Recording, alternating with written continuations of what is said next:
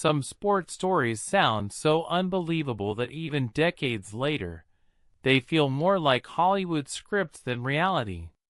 John Daly's victory at the 1991 PGA Championship belongs in that category. The story had everything: a complete unknown, last-minute chaos, impossible odds, monster drives, tragedy, raw emotion, and a fearless underdog who arrived with almost no preparation and somehow walked away as a major champion. More than 30 years later, Daly's triumph at Crooked Stick Golf Club still feels unreal.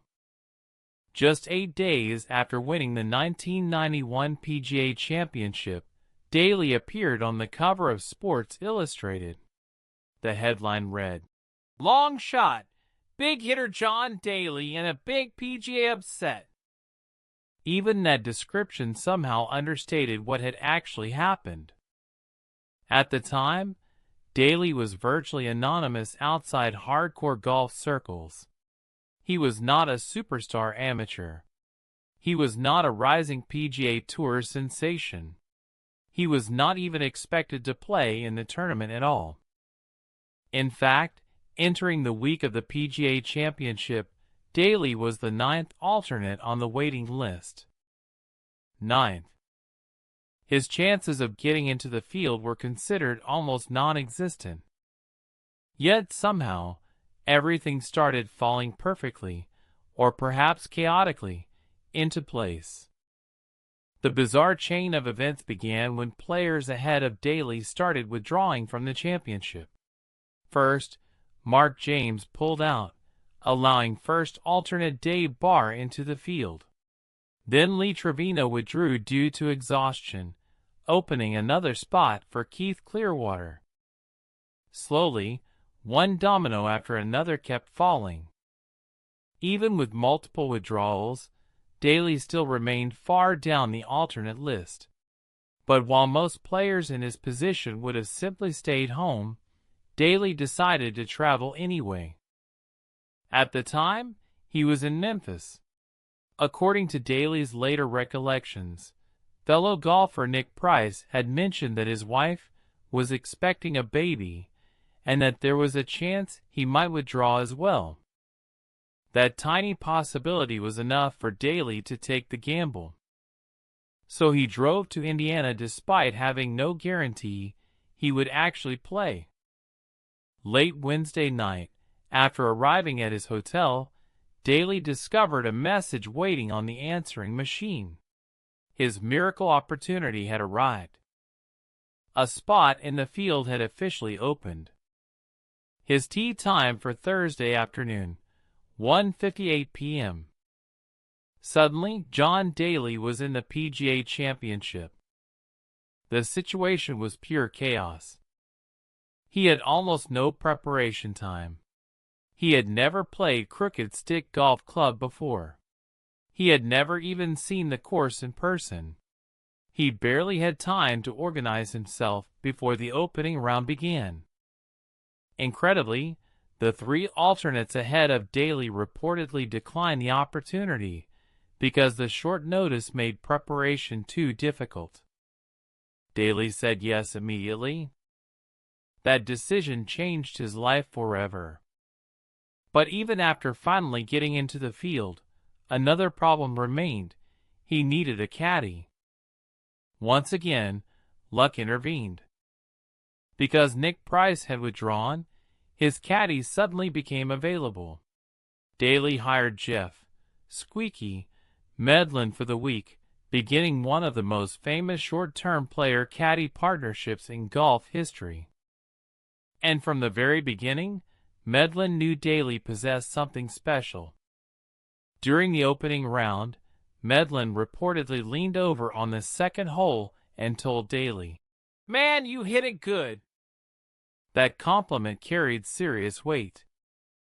Nick Price was widely considered one of the greatest ball strikers in golf at the time.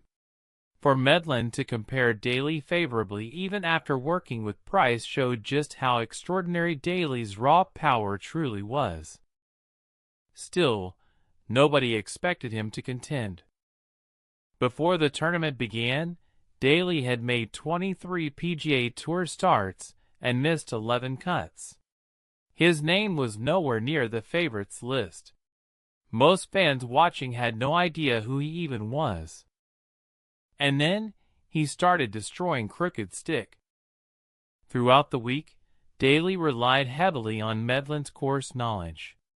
Since Medland had already spent days at crooked stick while working for Price, he knew every inch of the difficult Pete Dye layout. Players later recalled Daly constantly asking his caddy where to hit shots. Billy Andrade remembered hearing Daly repeatedly ask, "Where do I hit it here?" Medland calmly guided him around the golf course, while Daly unleashed one of the greatest driving performances major championship golf had ever seen. The opening round immediately hinted that something magical might be happening. Daly shot a 69 and finished just 2 shots behind the leaders, Kenny Knox and Ian Wisdom. But the day became memorable for reasons far beyond golf. Around midday Thursday, severe weather rolled across Crooked Stick. Officials suspended play as dangerous storms moved into the area. Then tragedy struck. At approximately 2:40 p.m., spectator Thomas Weaver was killed by lightning after the storm intensified near the course. Even amid the biggest tournament of his life, he struggled emotionally with the tragedy. Daly later admitted he felt a strange sense of guilt about what happened. "I felt I was almost responsible for him being killed," Daly later said. After winning the championship, Daly donated $30,000 from his prize money to help fund the education of Weaver's 2 daughters. That gesture became one of the most emotional parts of Daly's incredible story.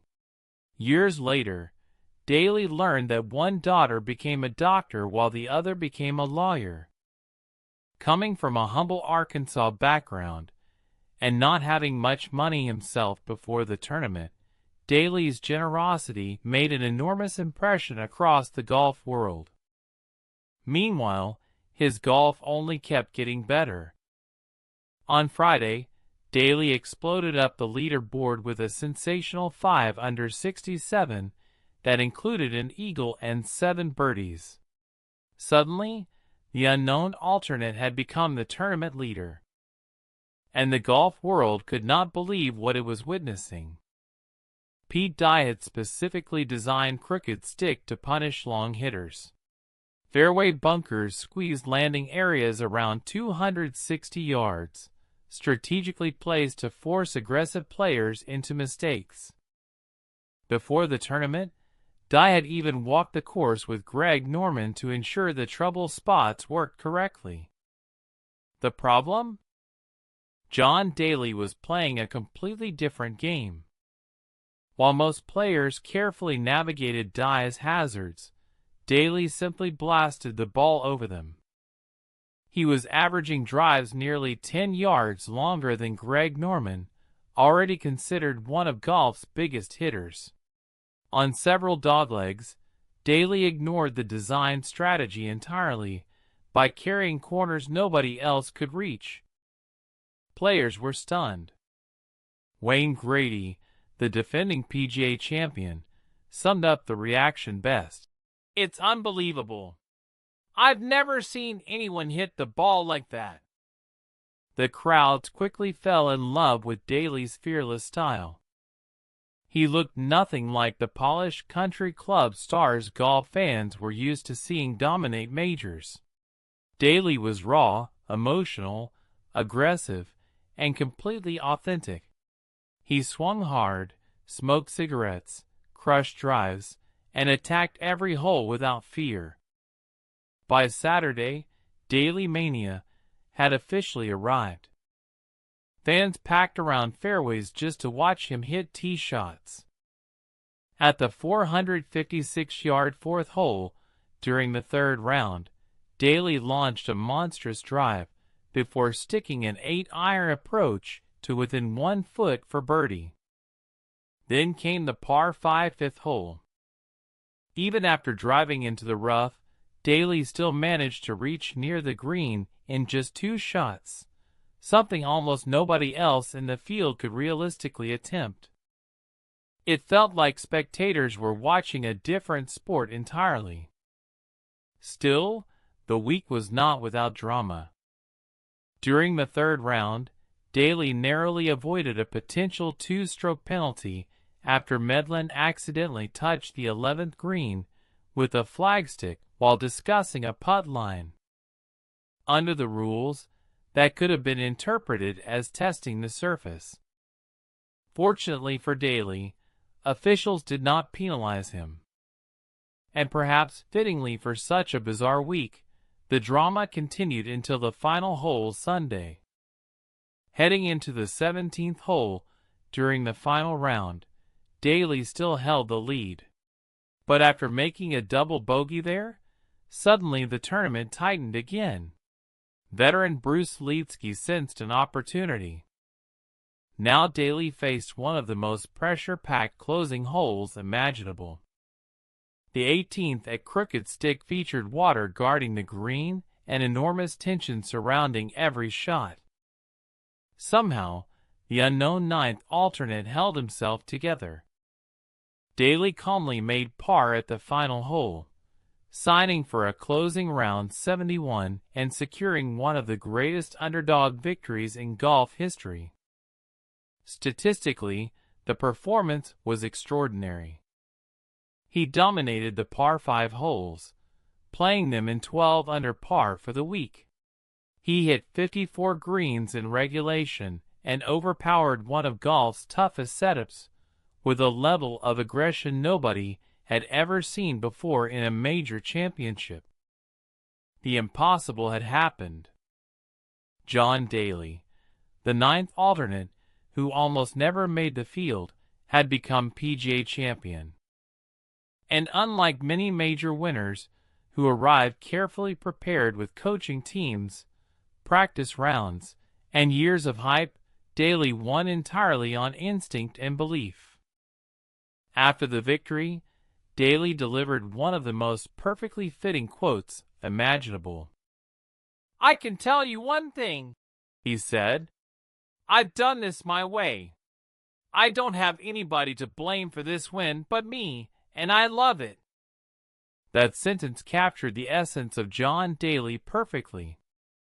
He never fit golf's traditional mold. He never played safely.